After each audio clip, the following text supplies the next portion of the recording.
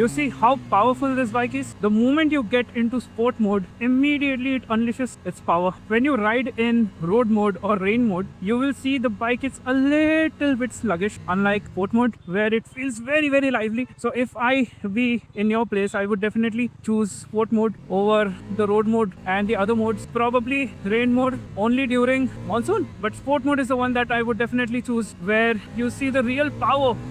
There is, oh god, that's some. And the bi-directional quick shifter works like magic. For people who have never experienced such power, have ridden only 150cc or 125cc bike and they are planning to upgrade, this is ballistic of a power.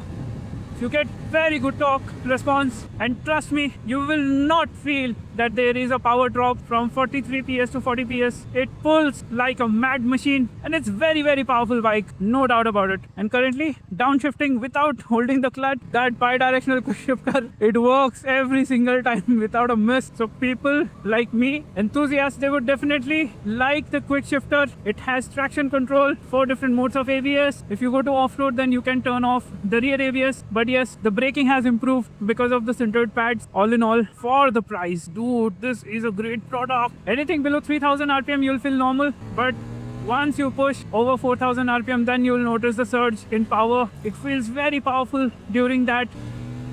Okay, there's one thing that I want to tell. I don't know why, but I feel the rear lack that feel of giving you that assurity, and the rear of the bike is not feeling confident, although the front feels better. It has 43mm forks, very good damping. It's not that firm, but it is enough for you to ride it every single day. The seating position is very good. It's upright. You'll not feel any fatigue. I've been riding this bike from past 1.5 hours and no fatigue whatsoever. Still enjoying. The moment you get into high speeds, immediately you'll notice that the rear doesn't give you enough confidence, or you will feel like the rear is slightly sliding. It's not holding on to the tarmac or the road. That's one thing that I have observed in this bike. So it does lose out some confidence in terms of that. So you need to be careful. I guess the Apollos, they're doing better job compared to the previous one. But if you can find a better tire which would hold on to the road better, then that is much more appreciable. You see the difference from 1 to 3000 RPM. It tails a little bit, and post which it picks up.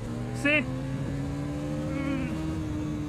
that's something that you would definitely like about this bike. Coming on to vibrations, I would say near your thigh on the handlebar, you will be feeling vibrations, and they become pretty strong post 8000 RPM. Anything below that, if you're somewhere about 2000 RPM or so, then you will feel the vibration again. It's a buzz, not vibration, I would say. But after all, it's a single cylinder motorcycle. You cannot expect something from a single cylinder motorcycle to be that refined, but you would definitely enjoy this bike. It's a very fun motorcycle for the price that you get. Oh my, this is very powerful motorcycle. It's a very fun motorcycle. See, and here goes a quick shifter.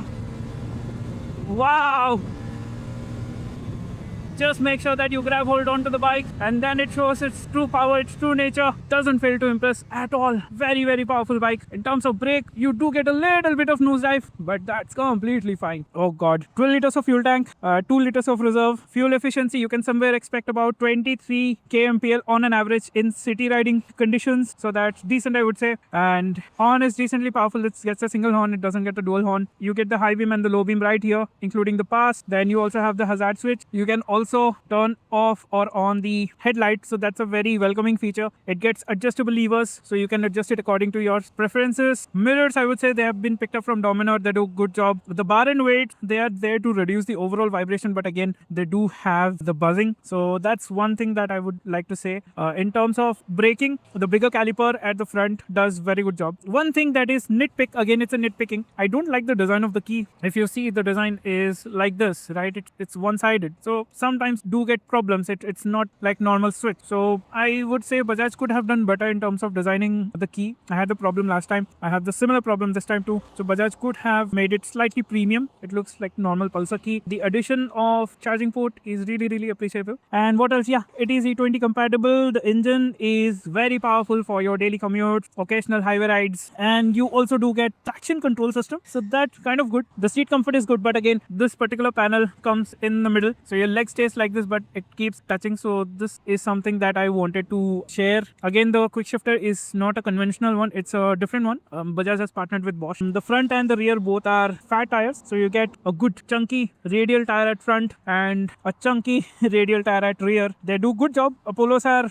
better compared to the previous one, but I would say the rear lack that stability. You also get sintered brake pads, as you can see. So braking is something that has improved from previous, and all thanks to Abhinandan Bajaj for lending out this bike. The rear is absolutely the same one that you get with the NS200. I like the tire hugger design. It's pretty beefy, just like the rear tire, and the name stays NS400Z. It's not NS350, despite it being a 350cc. So that's one thing. Another thing is opening up the seat is very easy. So let me just show. You just go here and you just turn and boom, the seat opens, and here you get all the controls and all. So that's something. And plus, placing the seat back is also pretty easy. I wished some more room for me to adjust so that I can go back and forth, but it didn't give me enough space because this particular part, the bulge that you see here, it would essentially touch my bag. So I didn't have enough space to move around. That's one thing. All in all, for the price, you're getting a very powerful machine, and it also gets a projector headlamp. I really like the design of the LEDs, not in terms of design wise, but I would say functionality wise, these are really bright. So that's one thing. Of course, 2-channel ABS, Grameca calipers, and because of this particular part, the bike looks very beefy, specifically the upside down forks, anodized golden color. Chummeshwari. So that's your NS400Z, very powerful machine. You will love it. The only thing I would say is people who are looking for powerful machine and they know they can maintain, because it does take a lot of fuel, they are absolutely welcome to get this. And people who are just starting, they have like 120cc and they want to upgrade, then you will be noticing that your fuel cost has been increased drastically because it gives mileage like that. So you cannot complain, because the power is like ballistic power that you get with this bike. So despite the drop in power, you will not feel a difference. So that's a good thing. So that's it for now. I hope you like the video. See you in the next one.